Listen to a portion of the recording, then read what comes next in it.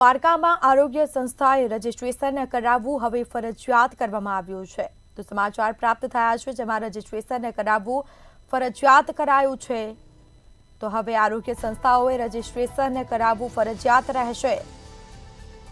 Clinical establishment act હેઠળ registration થશે. જિલ્લામાં 200થી વધુ મેડિકલ સંસ્થાઓ ઉપલબ્ધ છે અને તમામ લોકોએ આ જે સંસ્થા છે મેડિકલ તેણે રજીસ્ટ્રેશન કરાવવું ફરજિયાત રહેશે. અને અત્યાર સુધીમાં 65 જેટલી સંસ્થાઓએ રજીસ્ટ્રેશન કરાવ્યું છે. 140થી વધુ હોસ્પિટલો અને લેબોરેટરીઓનું રજીસ્ટ્રેશન બાકી જોવા મળ્યું.